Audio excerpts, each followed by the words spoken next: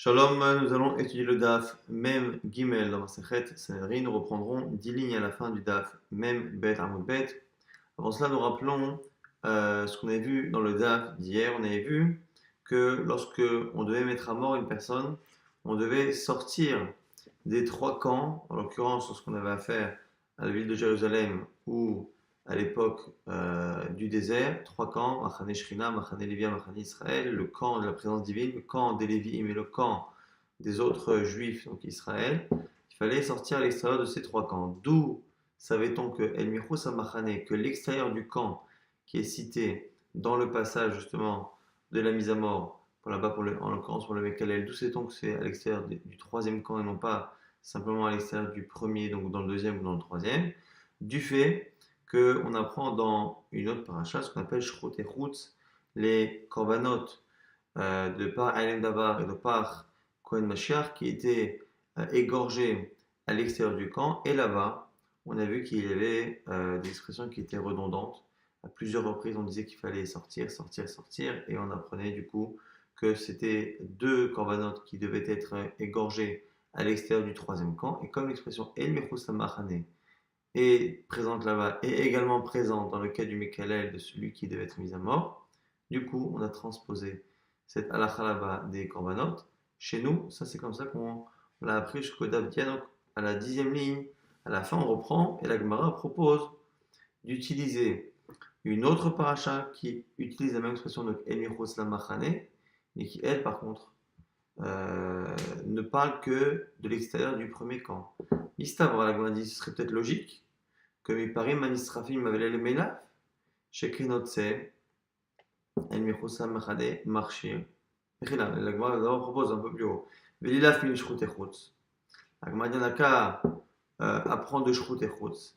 Malel Anchus Machane Achat, Afkan Chutz, le Machane Achat. De la même manière que là-bas, Shrut Echutz, c'est l'extérieur du premier camp. Chez nous également. Donc là, c'est l'interdit de faire la shrita d'un sacrifice classique en dehors du camp. L'interdit là-bas, il est interdit de le faire à l'extérieur du premier camp. Pas besoin forcément d'aller si loin et d'imaginer à l'extérieur du troisième camp. Et donc, puisque l'expression Michus Samachane est présente également dans Shrut Echutz, dans cet interdit, si ce n'est pas une mitzvah d'aller à l'extérieur, mais c'est un interdit de faire certaines choses, ici en l'occurrence l'égorgement d'un animal Kodesh, de le faire à l'extérieur du camp. Là-bas, ce qu'on appelle à l'extérieur du camp, c'est l'extérieur du premier camp. Donc quand on cherche à apprendre pour la mise à mort, la définition de ce qu'on appelle ici El Michos Samachane par une Zerachava, pourquoi aller l'apprendre de Parim Manisrafim, des deux corbanotes que l'on brûlait et que l'on égorgeait à l'extérieur, et pourquoi ne pas l'apprendre de Shrut Echutz, qui là-bas, lorsqu'on dit à l'extérieur, c'est simplement l'extérieur du premier camp. La Gemara explique, mais c'est plus logique de dire Parim Manisrafim avec les c'est plus logique de comparer la mise à mort à l'histoire des corbanotes qui sont faits à l'extérieur du troisième camp. Pourquoi?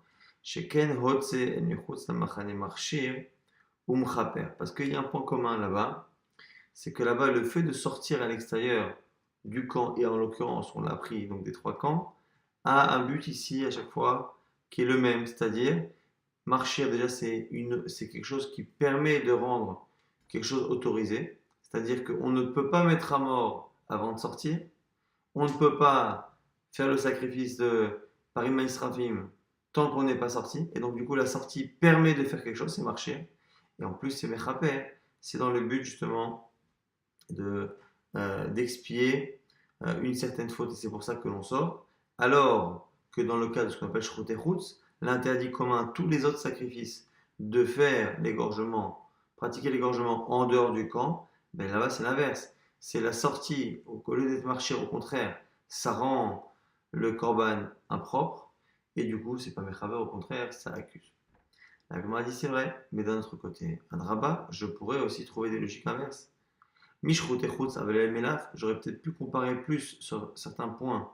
Shrut Echutz, l'interdit donc de sacrifier les animaux à l'extérieur du camp, j'aurais pu le comparer avec la mise à mort. Pourquoi? Sheken, Adam, Chote, Beneshama, ou Pigoul. Ici, la Gemara a l'air de donner des mots-clés. Ces mots-clés peuvent définir à la fois les points communs qu'il y aurait, ou à la fois les différences qu'il y aurait donc avec Parim, Anisrafim. Parce que la Gemara ici, Adam et Chote, Beneshama, c'est pour dire que dans le fond, dans l'interdit que l'on a de faire le korban à l'extérieur du camp, c'est un interdit qui est propre à l'homme lui-même, qui concerne plus l'homme que le sacrifice lui-même, et donc du coup ça ressemble au Mekalel, à celui qui doit être sorti pour être mis à mort, alors que dans Parima Israfim, c'est plus une halakha qui est liée au korban, au sacrifice. Lui-même, dernière chose, Pigoul, c'est donc le Pigoul, c'est le statut ici du korban, qui lui donc est un statut euh, qui existe à la fois dans Shkotechut, à la fois dans Pigoul, et dans Mekalel, c'est-à-dire que euh, il y a ici quelque chose de particulier dans Parima Israfim, c'est que l'animal qui aurait dû être brûlé à l'extérieur, si on ne fait pas cela, il y aura un problème de Pigoul, c'est-à-dire que le korban n'aura pas un statut comme il faut, alors que ce n'est pas le cas, encore une fois, dans les deux autres choses. Donc la Gemara propose de trouver des points communs entre Shrut et Chutz. Le fait de ne pas sacrifier ces animaux à l'extérieur et le fait de sortir quelqu'un, mais la Gemara dit finalement marchir, mi marchir adif. Malgré ces ressemblances ou ces différences qu'on a pu nommer, la plus importante. La plus importante, c'est ça qu'on a dit au début. Et donc, c'est celle justement qui permet d'expliquer pourquoi dans la Xera Shabbat de Michutz Samachane, on a préféré, lorsqu'on a voulu comprendre cette halakha de la sortie de celui qui va être mis à mort, eh bien, on a préféré faire ressembler ça au Michutz Samachane qui est dans Parema Israfim, dans les corbanotes qu'on mettait à l'extérieur des trois camps, plutôt que dans l'halakha qui interdisait de faire certains corbanotes à l'extérieur du premier camp. Pourquoi? Parce que l'essentiel, encore une fois, c'est que le vrai point commun qui permet de faire ce limoud-là dans ce sens, le vrai point commun, c'est que dans les deux cas, on nous demande, la Torah nous demande de sortir pour nous permettre certaines actions. Tu ne peux pas mettre à mort sans sortir. Tu ne peux pas faire ce sacrifice-là de par Enem Davar ou de Meshiach, Kohen Mashiach. Tu ne peux pas le faire si tu ne sors pas. Et là, vraiment, on a une ressemblance, c'est qu'il faut sortir pour faire quelque chose, c'est marcher. Alors que dans l'autre cas, encore une fois, dans Shroterhout, c'est un interdit que l'on a dans certains cas de sortir. Et donc, les deux halachot qui se ressemblent, où on nous demande de sortir pour faire quelque chose, ce sera dans le même endroit, donc c'est à l'extérieur du troisième camp. Et par contre, on n'aura pas de problème à dire qu'il y a une micro samachane qui est marqué dans l'interdit de faire certaines actions à l'extérieur du camp. On parlera là-bas en l'occurrence du premier camp. Maintenant, l'Agma va rapporter un autre avis, Rav Papa. Rav Papa va rapporter une autre manière d'étudier les versets. On a vu encore une fois jusqu'à présent, comprenez l'expression El Michot Samachane qui était marquée dans la mise à mort, dans Mekalel, et on apprenait du fait que dans les parachiotes des deux par El Dava, il marquait à trois reprises qu'il fallait sortir Michot Samachane, donc du coup, ça nous apprenait au passage c'était trois fois et on le transposait dans l'autre. La Gemara a dit, Papa Amar, Moshe Echa Vayati, il n'y a pas besoin de trois fois où c'est marqué en dehors du camp. Pourquoi? Parce que Hachem s'adresse à qui? À Moshe. Or, Moshe est un Lévi. Et donc, Moshe Chavayatim, où Moshe se situe-t-il au moment où Hachem lui parle? Machane Lévia, dans le camp des Lévi. Et donc, puisqu'il est déjà dans le camp numéro 2, il suffit qu'il lui dise deux fois de sortir du camp numéro 2 pour aller dans le camp numéro 3, et après, en lui disant de sortir, il fait sortir du camp numéro 3 pour être forcément à l'extérieur. Alors, quand c'est marqué deux fois, tu sortiras celui qui a entre guillemets maudit le nom d'Hachem, tu sortiras en dehors du camp. Donc, du coup, ça vient exclure du camp numéro 2 dans lequel se situe Moshe Rabbeinu. Après, c'est marqué au passé, ils ont effectivement sorti cette personne-là du camp. Alors, du coup, il serait, selon la Gemara ici, un papa, ce serait une allusion au fait qu'il fallait sortir encore d'autres choses. La Gemara dit, mais attends, là, ici, il y a une différence. Au départ, c'est un ordre. Et à la fin, c'est plus un ordre. C'est une narration. On nous raconte que les Béni Israël ont effectivement sorti cette personne. Et donc, normalement, il n'y a pas de raison de trouver les choses, les expressions ici redondantes, et donc de déduire qu'il faut sortir deux fois. Si dans l'ordre, il y a marqué sors et il est marqué une seconde fois tu sors, ou même dans la narration, ils sont sortis, ils ont sorti, on aurait pu dire à ce moment-là, effectivement, si on répète deux fois, c'est pour dire qu'ils ont bien sorti de deux camps différents, où on leur a demandé de sortir de deux camps différents, et partant du principe qu'on est déjà dans le camp numéro 2, on sort une première fois du 2 au 3, et du 3 après à l'extérieur. Or là, ici, c'est une narration, Haï, Bah, elle est la Assia. Ici, la deuxième phrase sert à nous raconter ce qui s'est passé. Elle m'a dit parce qu'elle n'est pas nécessaire.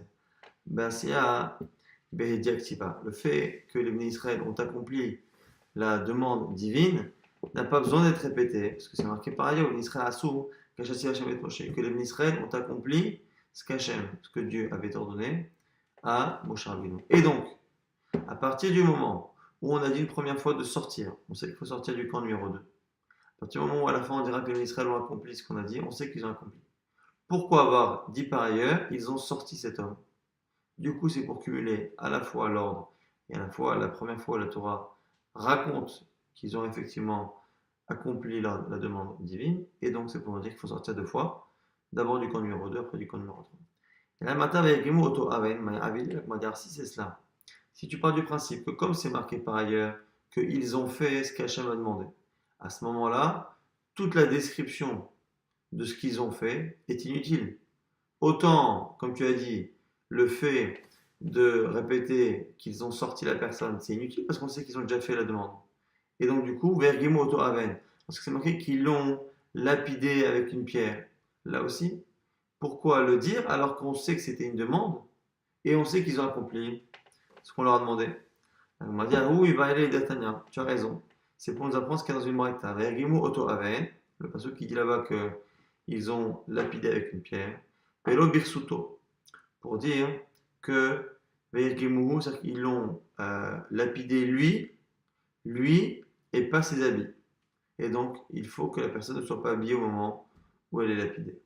Aven la pierre, chez Imed Be'even Achat, Yatsa, pour nous dire que même si avec une seule pierre, la personne a été tuée, la mise à mort est cachère, c'est-à-dire qu'on estime qu'on n'a plus rien à rajouter. Et la Gemara explique pourquoi c'était important. Veistaer le mertab aven, veistaer le mertab avanim. Et on a besoin de l'expression de aven qui est marquée au singulier et également de l'expression là-bas où c'est marqué ragomoto avanim. Dans l'ordre, c'est marqué tu le lapideras avec des pierres. Après, dans la description, on dit ils l'ont lapidé avec une pierre. Pourquoi on a besoin des deux? Il dit que marqué que l'expression singulier. J'aurais pu penser qu'on a le droit d'envoyer qu'une seule pierre. S'il meurt, on va dire tant mieux ou tant pis. S'il ne meurt pas, on ne peut plus apporter une autre pierre parce que c'est marqué au singulier. Donc du coup, c'est pour ça qu'on a eu besoin de dire aussi au pluriel. C'est pour ça qu'on a marqué Ragomoto Bavan. Et ici, j'avais écrit que le pluriel. Mina Maikera n'a été tarté, j'aurais pu penser, contrairement à ce qu'on vient de dire il y a quelques instants, qu'il y a une nécessité d'apporter plusieurs pierres et de donner plusieurs pierres, même s'il est mort dès la première. C'est pour ça qu'on a marqué au singulier pour dire que non. On apporte d'abord une première pierre. S'il meurt, tant mieux. S'il ne meurt pas, on apporte à ce moment-là une autre. Maintenant, la Gemara s'étonne Birklal sur Rafapa. Rafapa est un Amora, un des derniers Moraïs. Et normalement, il ne peut pas s'opposer à un Tana. Or, le limout qu'on avait appris hier de Michut Samachane qui est marqué dans Parim Israfim et qu'on transpose par Xerashava à Mekalel, à celui qui doit être mis à mort, là-bas c'était un Tana. La Gemara dit je comprends pas. Veha Haïtana Ne'emar Ka'amar. Mais pourtant il y a un Tana qu'on a cité hier qui a dit Ne'emar, d'où on apprend cette halakha, du fait que la Torah se soit exprimée ici. Et Michot Samachane, et là-bas Michot Samachane, et à chaque fois on apprend qu'on transpose, et ici on a appris que c'est trois fois, ainsi de suite. La Gemara dit comment un papa peut venir et dire non, c'est différent, c'est parce que là-bas, dans la mise à mort, on n'a pas besoin de parler de Parim Esrafim, dans la mise à mort, c'est marqué là-bas qu'on a demandé de sortir, et après on a décrit qu'ils sont sortis, or on n'avait pas besoin, et quand on était déjà dans le camp numéro 2, on est sorti du 2 au 3, du 3 à l'extérieur. La Gemara dit mais comment peut-il se permettre? Il y a déjà un Tana qui a dit Nehema. C'est marqué, il a cité des versets. La Gemara propose une réponse assez originale. Quand le Tana a dit il est marqué, il n'a pas voulu réellement apporter ce que lui a pensé être le limoud que la Torah attend de nous, c'est-à-dire vraiment la source qui nous permettrait d'apprendre cette halakha. Mais en fait, dans le fond, il avait lu les versets comme Rav Papa, que c'est Otsetam Kalel, et après Vayotsiou Etam Kalel. Simplement, ce qu'il a voulu proposer à Papa, c'est que si on n'avait pas cette source, on aurait pu apprendre autrement. Ilulone Emar Kalama. S'il n'y avait pas eu la redondance de Otsetam Kalel et Otsetam Kalel quand Rafa l'a rapporté, j'aurais dit que c'était aussi par Xerashava de Michot Zamachane dans les deux parachutes. Rikama, Ilulone Emar Kra. Si c'était pas marqué donc Otsev et Otsiu, avec Omer, j'aurais dit Xerashak c'est Xerashava. Chash et Makra, Xerashava l'Otsavich. Maintenant que on a ce verset, on n'en a pas besoin. Assez étrange comme proposition au-delà du fait que dans l'Xerashava, c'est quelque chose qu'on est censé connaître, de mettre en élève, et donc du coup on ne peut pas tellement dire que s'il y avait eu autre chose, j'aurais dit, parce qu'on ne peut pas dire Xerashava qui n'a pas été transmise depuis Moshe Rabbeinu. Ravashi propose un autre limoud, Moshe, Echavayati, et Machane Levia. Toujours partant du principe que Moshe, à qui s'adresse l'ordre, est déjà dans le camp des Lévi'im. Et Hachem lui dit, Otsedam Kalel sort celui qui doit être mis à mort. Et après, c'est marqué, tu sortiras en dehors du camp. Donc, non, mais là, quand on dit que tu sors, on sait déjà que c'est en dehors du camp Lévia. Donc, du camp numéro 2, pour sortir le camp numéro 3. Quand c'est marqué après, El Michutza Machane, en dehors du camp. Chutza Machane Israël, c'est une répétition, parce que quand je sors quelqu'un, c'est forcément à l'extérieur. Donc, sors-le à l'extérieur. La redondance fait que tu sors d'abord du premier camp, qui est le Machane Lévia, donc du camp numéro 2, là où se situe Moshe Rabbeinu. Après, quand tu dis à l'extérieur du camp, c'est l'autre camp, c'est à l'extérieur du camp numéro 3. Et Otsi Otam Kalel, la Rasia. Et du coup, on peut garder l'expression, Otsi Otam Kalel, la description, la narration du fait que les Israël ont effectivement sorti. On peut continuer de dire comme on aurait dû dire depuis le départ, c'est-à-dire Rasia. C'est simplement, effectivement, une narration de ce qu'ils ont fait. Rasia Bedaktiveu, la Gemara dit, attends, mais on a vu il y a quelques instants qu'on n'avait tout de même pas besoin de décrire ce qu'ils ont fait, parce que c'est marqué par ailleurs qu'ils ont fait ce qu'Hachem leur a dit. On Israël sous Kachat Hachem et Moshe. Haoumi Ba'ele, les Smicha, Velitri. La Gemara nous dit non, on a besoin de répéter, parce que d'abord, on voulait nous dire que les Israël l'ont sorti, que les Israël l'ont bien lapidé, simplement, Smicha et Dechia. Si on avait dit qu'ils l'ont sorti, on aurait pu penser qu'ils n'ont fait que le sortir. D'où on sait qu'ils ont tout fait, que tout le peuple a fait cette mise-là, de mettre la main, ce qu'on appelle smicha, la main sur la tête de celui qui est coupable, et Dechia de participer au fait de le pousser dans d'une hauteur pour qu'il, à ce moment-là, qu'il meurt de cette chute. Toutes ces mitzvot-là, on aurait pu penser qu'ils n'ont pas faites si on n'avait pas dit Kacharasu. Donc c'est pour ça qu'on a l'expression qu'ils l'ont sorti, et après qu'ils ont accompli tout le reste des mitzvot. Maintenant, Chachamim disent à Rabbanan, à Ravashi, Rabbanan et Ravashi, l'Eidédar, selon toi, qui dit qu'on apprend d'abord Otse, tu sors, après à l'extérieur. Sortir à l'extérieur, c'est une redondance, quand on est dans le camp numéro 2, Otse vers le camp numéro 3, et le Michutz à l'extérieur du camp numéro 3. Kol ane Otse, effectué par Israfim, Maïdarash Tabu. Que fais-tu des expressions? À chaque fois, Otse sort, et le Michutz Machane, en dehors du camp, qui sont marqués dans Parim Israfim. On a vu hier, donc les deux corbanotes qui devaient être brûlés à l'extérieur du camp, et en l'occurrence du troisième camp. On avait déjà appris que c'était à l'extérieur du troisième camp, sauf que là-bas, c'est marqué Rotse, tu sortiras, et Michutz à l'extérieur. Et selon la logique de Ravashi, c'est une redondance. Et donc on devrait apprendre quelque chose, et la Gemara ne trouve pas, et Ravashi non plus. La Gemara dit qu'Hachem, effectivement, ça pose un problème. Donc on a finalement 3 limoudim pour apprendre le fait que le Machane dans lequel on devait sortir, duquel on devait sortir pour mettre à mort était l'extérieur du troisième camp, non pas l'extérieur du premier. On l'a vu hier, soit on l'apprenait de Elmichos Machane là-bas des Parim Israfim, soit on l'apprenait de deux manières, de la paracha elle-même, de celui qui est mis à mort. Pour prendre la Mishnah, on avait dit que si Echadomer, quelqu'un dit, au moment où on part pour mettre à mort la personne, dit qu'il a de quoi défendre la personne, à ce moment-là, on annule tout.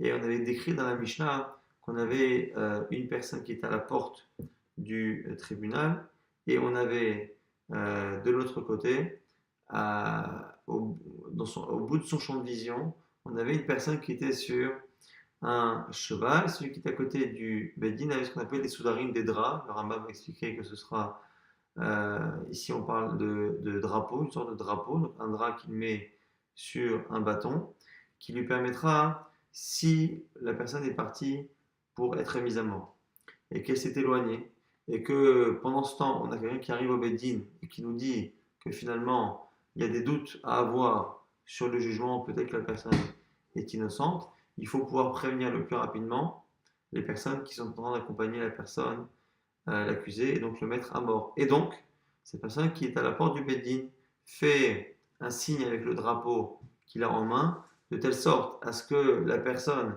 qui est le plus loin possible dans son champ de vision et qui voit ce drapeau et qui est assis sur un cheval qui n'attend que de courir, à ce moment-là, il pourra courir dans la direction de l'accusé pour pouvoir arrêter justement le processus. Amar Ravuna, Ravuna nous dit Pshitali, Echad Even Sheniskal Ba, Echad Ain Shenitla Ba, Echad Saïf Shenerag Bo, Echad Asudar Shenechanak Bo, Kulam Shel Tzibur. Ravuna nous dit que tous les ustensiles, les objets qui sont nécessaires à une mise à mort, il est évident que ça doit être un argent public, c'est le tzibour, le public, qui doit payer ces choses-là. Les exemples qui sont donnés ici, c'est la pierre pour lapider, c'est le bois pour utiliser la potence pour ici laisser suspendre le corps de celui qui est mis à mort pour servir d'exemple, Khat Saïf, Général Beau, et le couteau qui sert à égorger la personne, le drap qui permet, le tissu qui permet d'étouffer, d'étrangler la personne. Tout ça, Michel Tsibo Maitama, pourquoi des médidés l'amrina les ziv a été lectol nafché. Parce qu'on ne peut pas demander à la personne elle-même, ça n'a pas de sens, de demander à l'accusé d'aller acheter lui-même le matériel qui va lui servir à être mis à mort. Et donc, du coup, maintenant, la question de Ravuna, elle est ailleurs. Bayer Ravuna, Soudar, Shemei Finbo, et Sous, Sheratz ou Mahamidan, les objets qui sont nécessaires pour sauver éventuellement la personne. Donc, le fameux drapeau qu'on a dit qui allait être montré de loin s'il y avait eu un changement en dernière minute. Sous Sheratz ou Mahamidan, et le cheval que la personne chevauche au loin, qui paye la location, qui paye l'alimentation de cet animal. Shelmiu, de qui vient l'argent? Kevan la salade midéou. Est-ce que parce que c'est pour le sauver? Alors, on n'a pas tellement de problème à lui dire écoute, assume et paye. On dit peut-être Kevan dechidina, ou parce que peut-être que le Bedin, le tribunal, a l'obligation de faire en sorte de ne pas mettre à mort quelqu'un si on se rend compte dans la minute qu'il y a un souci. Peut-être que c'est que comme l'obligation revient au Beddin, du coup c'est au Beddin de payer. Vetu, et autre chose, Had Amarabichi Amaravashi Amaraprizda, Ayotse Dareg Mashkin, Otokoret, Shel Levona. On nous dit ici, au nom de la Prizda, que celui qui doit être mis à mort, on le fait boire une boisson particulière dans laquelle qui était diluée avec du Levona qu'on mettait dans la Ketoret. Donc c'était une plante particulière et que l'on mélangeait Bekos et Leïn dans du vin qui selon les commentaires était un vin qui n'était pas aussi faible que le vin qu'on consommait. En général, le vin à l'époque était gardé sous forme concentrée et était dilué au moment d'être bu et qui avait peut-être après du coup la force de notre vin actuel. Mais en tout cas, le vin qu'on donnait ici, on donnait le vin concentré. Donc c'était des degrés d'alcool supérieurs à 35-40% et on lui mélangeait dedans donc le Levona et on lui faisait boire qui était d'Arato pour que ça lui tourne la tête et qu'il ne se rende pas compte de ce qu'il arrive plus ou moins. Là-bas, donner de l'alcool à celui qui va mourir et du vin à celui qui a l'âme qui est amère.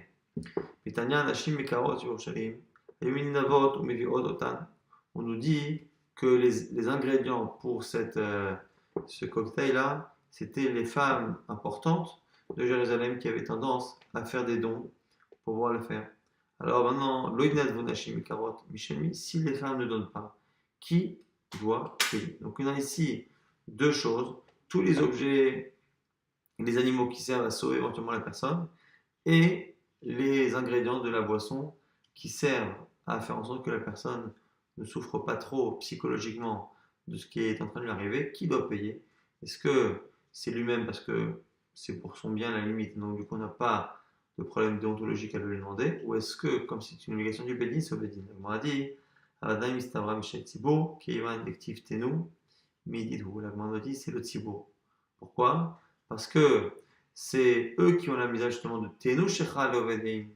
À eux, on a dit, donner du vin, donner de l'alcool à celui qui va mourir, et donc du coup, c'est à eux de payer.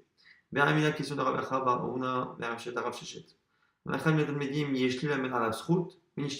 dit dans la Mishnah, si quelqu'un vient apprendre un argument, on l'écoute et on fait attention de voir si son argument a ce qu'on appelle Dvaram Mamash, est-ce qu'il y a du fond, du vrai dans ce qu'il dit ou pas. En fonction de ça, on écoutera ou pas. Maintenant, dans le cas où il a dit, voilà, j'ai un argument, mais il n'a pas eu le temps de l'exprimer et il n'exprime plus. Alors, soit il est devenu muet, soit il a perdu la mémoire, soit il est mort, je ne sais pas. En tout cas, il ne peut pas aller plus loin.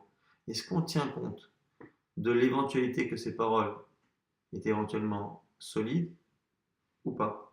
Agma dit, il part Rav Shechet, Biyadeh. Rav Shechet a fait un geste avec ses mains. Il a dit Afilou, il a dit Nishtatak. Et il a dit Afilou Echad, si tu veux tenir compte de celui qui a dit qu'il avait quelque chose mais qui n'a rien dit, ça veut dire que le moindre doute que tu as sur le fait que ces paroles soient justes te fait annuler tout. Et donc ça veut dire qu'à ce jeu-là, même si personne ne vient, tu pourrais craindre à n'importe quel moment qu'à l'autre bout du monde, il y a quelqu'un peut-être qui est au courant d'un argument pour le défendre, et à ce moment-là, tu ne pourras jamais mettre à mort. Ici, Rav Shechet vient limiter ce qu'on a vu dans la Mishnah. On a l'impression que dès qu'on a le moindre doute sur la culpabilité de la personne, on doit annuler parce que le juge ne doit pas déontologiquement mettre à mort quelqu'un à partir du moment où il existe un doute. Dès que des paroles ont un sens, on arrête tout. Simplement, il dit Rav Shechet, il y a une limite. Il faut au moins que j'ai entendu une phrase qui semble persuasive, un argument qui semble concret. Si par contre, je n'ai rien entendu parce que la personne s'est arrêtée de parler à ce moment-là, finalement, si on me demande de craindre ce cas-là, je pourrais craindre même celui qui ne s'est pas du tout exprimé. La Gemara dit non. Tamlokama, Rikama. La Gemara dit non, tu ne peux pas comparer. Ce que tu dis, Rav Shechet, le cas où personne s'est exprimé. Allez imaginer qu'au bout du monde, quelqu'un sait. Là, il n'y a pas de raison parce que personne s'est exprimé. Mais là, ici, il a dit qu'il avait un argument. Et donc, il y a une chance sur deux au moins que l'argument soit bon. La Gemara tente de résoudre. Tashma, la Marabi aussi Barabechanina, Ran Yatamini Shizika ou Met, Oriento ki ilu Chai Ve'omabim Komo. Lorsqu'on a un des élèves qui a donné son avis dans la discussion de Dayanim et qui a dit que la personne est innocente et qu'après au moment où on devait compter, ben, cette personne-là n'est plus là et est décédée entre-temps. Qu'est-ce qu'on fait? Est-ce qu'on imagine qu'il aurait changé d'avis et donc on ne tient pas compte de son avis? Ou est-ce qu'on tient compte et qu'on le fige en fonction de ce qu'il a dit? Là, on dit si il a dit qu'il était innocent, qu'il fallait l'acquitter, on garde son idée. Et on voit bien, la Gemara nous dit quoi? Zikain. Lo zikalo. On a l'impression que c'est parce qu'il a exprimé réellement un acquittement qu'on garde sa parole. Mais ça sous-entend que si il n'a pas tranché, simplement, il a dit j'ai quelque chose à dire, c'est que c'est pas suffisant. La Gemara dit non, c'est pas une preuve. Zika pshitali. Ama tibaralach. Mais par contre, la Gemara dit non. Là-bas, on a cité le cas où on est certain. On peut très bien dire que dans le cas où il a vraiment exprimé une certitude, qu'on l'a entendu, à ce moment-là, on tient compte de sa parole même s'il n'est plus là. Dans le cas simplement où il a dit j'ai quelque chose à dire, peut-être qu'on ne sait pas, et donc du coup on peut ni déduire l'un ni déduire l'autre.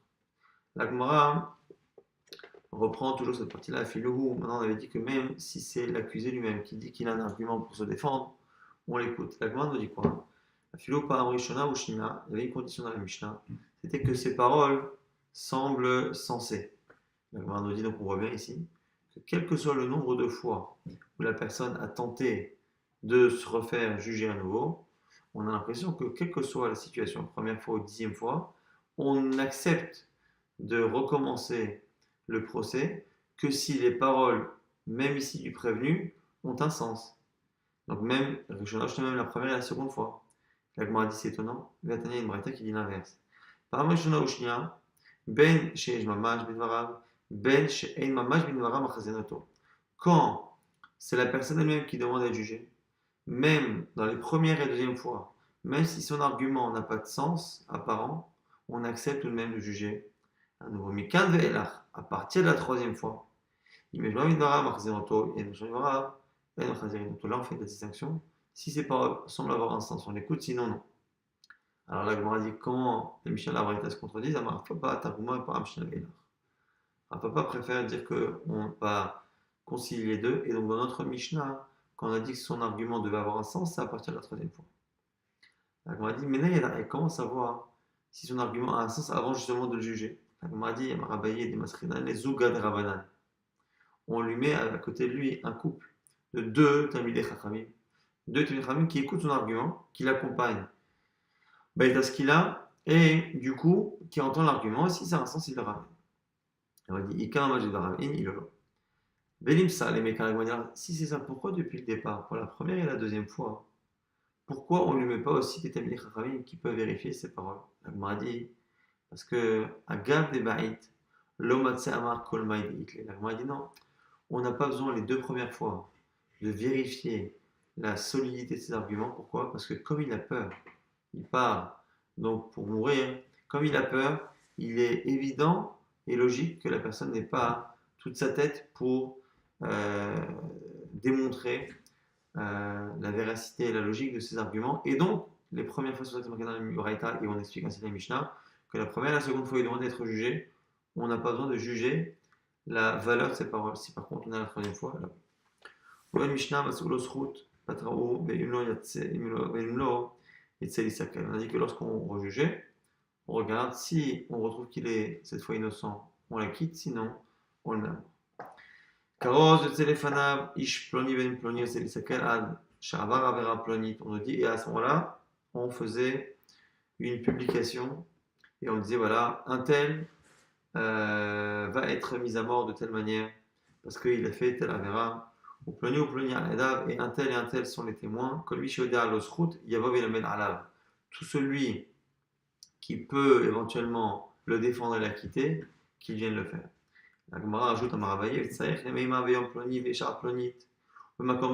lorsqu'on dit que telle personne a fait telle chose et que telle et telle personne sont les témoins, le fait de dire les témoins, c'est pour justement soit les rendre pas sous parce qu'ils ne peuvent pas témoigner, soit montrer qu'ils sont de faux témoins parce qu'ils étaient d'ailleurs, et donc du coup Yavaye pour savoir qu'ils étaient d'ailleurs. Il faut préciser le lieu et l'endroit des méfaits. Donc selon Abaye, il faut rajouter que la personne en dit qui a fauté, comment, où et quand, avec quel témoin. Deima et Kalidane, de peur pour que justement quelqu'un soit au courant, tout mesim lehu et rend les témoins faux. La Gemara déduit de la Mishnah que on fait juste avant que la personne aille mourir, on fait sortir devant lui quelqu'un qui donc publie la mise à mort prochaine. On a l'air d'avoir ici l'impression que c'est juste avant qu'on le fait, mais pas plusieurs jours avant. Alors, normalement, ça, ici, ça a l'air d'introduire une question, mais la Gemara ici s'arrête, et on a certaines versions de la Gemara qui rapportent la suite, qui montrerait une objection avec certains enseignements. On aurait l'impression qu'il y aurait plusieurs jours, enfin, plus de temps en tout cas entre la mise à mort et le moment où on annonce en tout cas ce procès.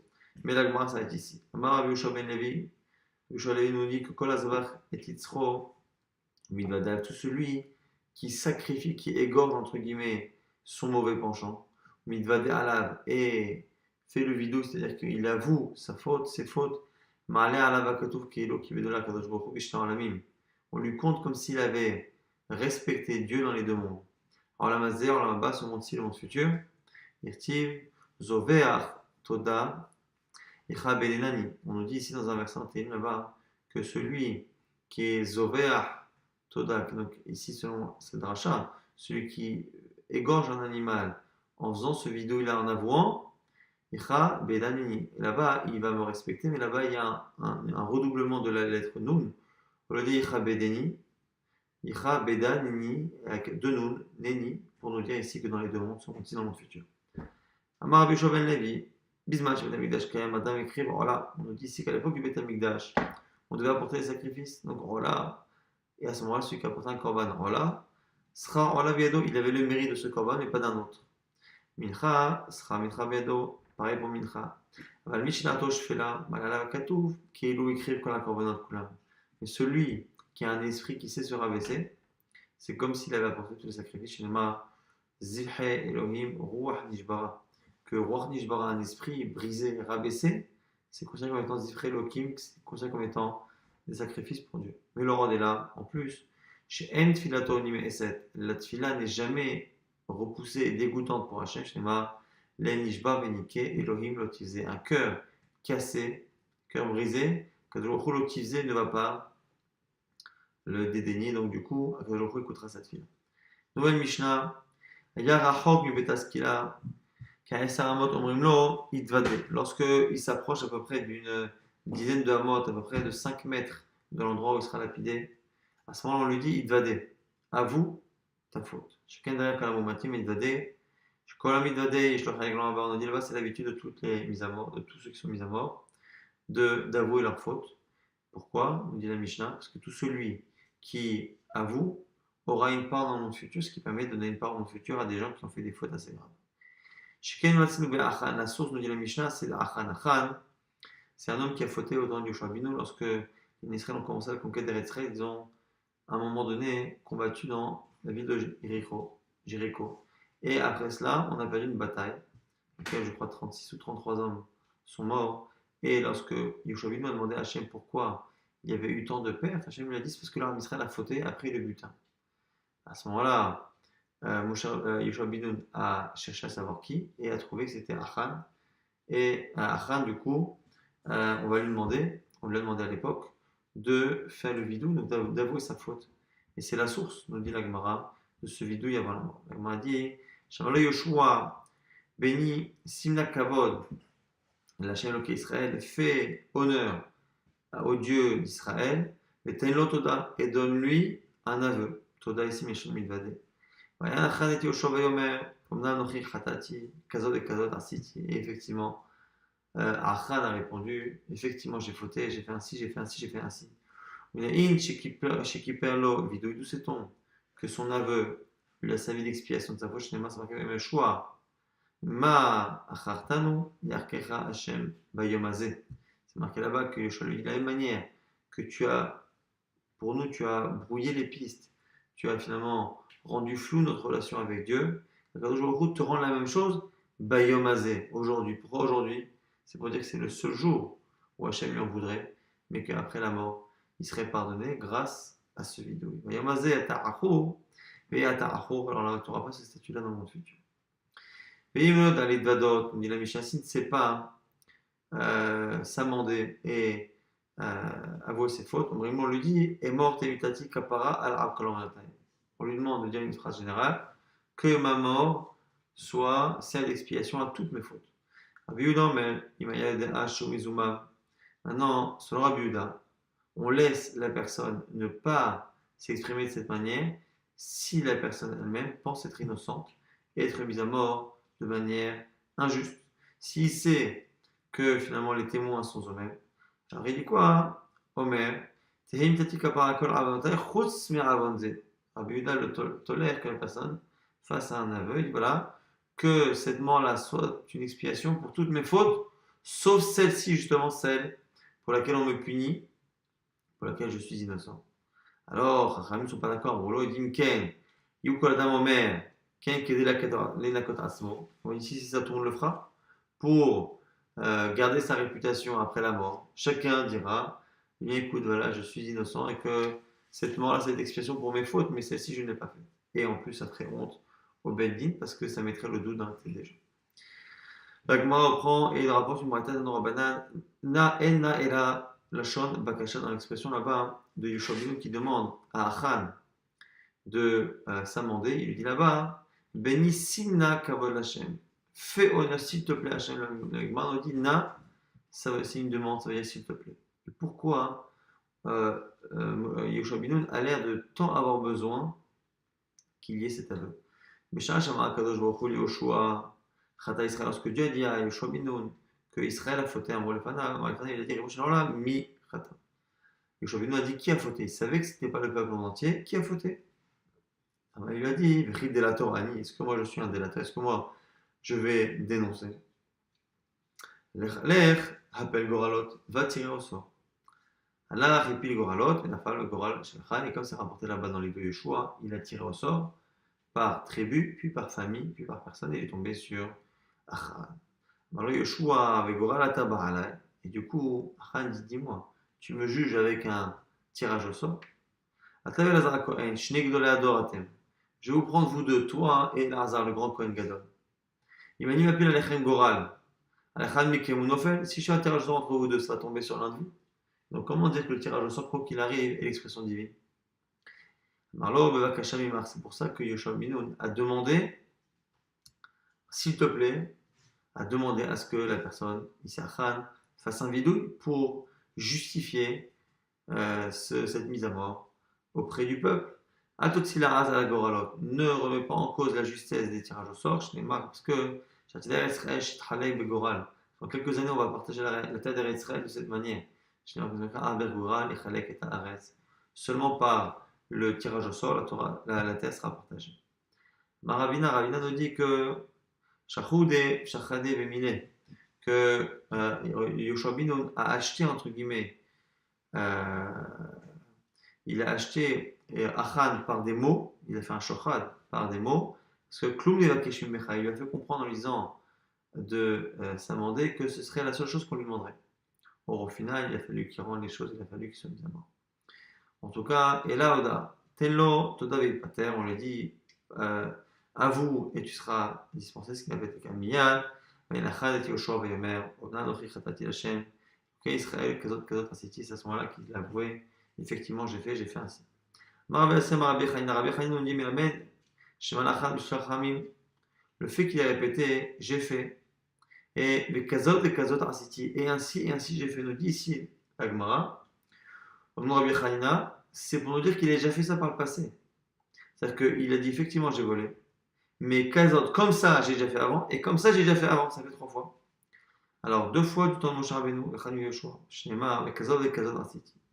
Le Hanan rajoute, Omer, Shmuel Elazar ben Shimon, Chamisha 5 fois, Arba'a bimei Moshe, Chanu Yoshua 4 fois du temps de Moshe, non pas 2, et il faut en Yoshua. Anochi, Khatati, ça fait 2. Les Kazod, Asiti, même le verbe Asiti, c'est une allusion à une autre fois où il a pris des butins qui étaient interdits, comme ceux de la ville de Jéricho.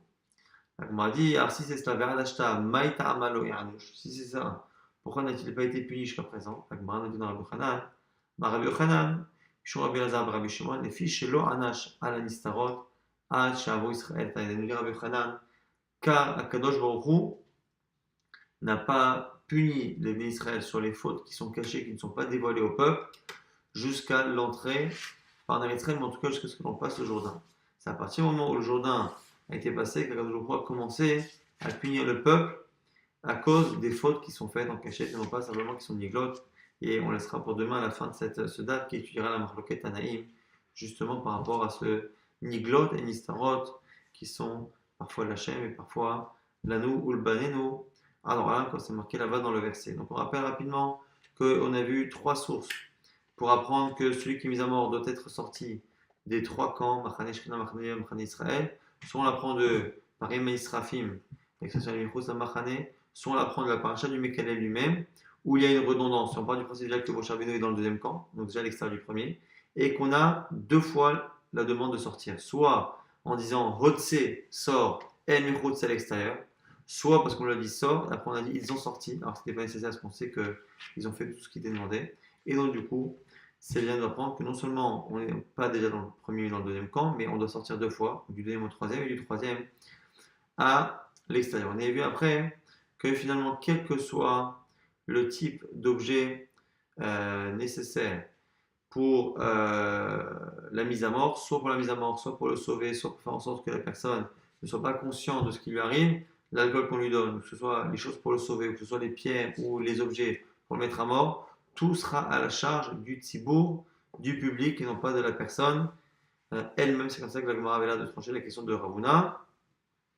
La Gemara n'avait pas répondu sur le cas d'un élève qui avait dit qu'il avait un argument pour le défendre, mais qu'il n'avait pas pu aller plus loin. Est-ce qu'on tenait compte de cela ou pas? On n'avait pas trouvé de preuve à cela. On a vu que lorsque la Mishnah demandait à ce que la personne, quand le prévenu lui-même veut se défendre et recommencer le procès, il faut que ses paroles aient un sens. Vous avez dit la Braïta à la Gemara que c'est lorsqu'il demande pour la 3e, 4e ou plus, mais lorsque c'est la première et la seconde fois, on estime que le stress lié à cette mise à mort éventuelle peut faire en sorte que ces arguments paraissent insensés alors qu'ils ne le sont pas, et donc, quoi qu'il arrive, on l'écoute, on n'a pas besoin de demander à 2 Talmid Chachamim de juger la logique de ces arguments. On a vu également qu'on devait d'abord, avant de mettre à mort, on devait publier qui avait fait telle faute et quelle était sa peine de mort, quels étaient ses témoins et l'endroit et le moment où cela s'est déroulé. Et on appelle toute personne connaissant une information pouvant servir à acquitter l'accusé à se justement montrer pour pouvoir le sauver. On a vu également dans la Mishnah qu'on demandait à la personne d'avouer, on a vu au passage que l'aveu et la modestie pouvaient remplacer tous les corbanotes et faire honneur à Kadosh dans ce monde dans le futur. On a dit qu'on lui demandait de faire vidou et on apprenait là-bas de Achan, même si Achan on a vu après dans la Gemara que là-bas Achan a demandé d'avouer. Essentiellement, Yoshua Binoun lui a demandé d'avouer pour que euh, les gens ne puissent pas remettre en cause le jugement qui avait été fait ici par un tirage au sort, parce qu'on a vu que Yoshua Binoun a appris par Dieu que le peuple avait fauté. Dieu n'a pas accepté de dénoncer la personne.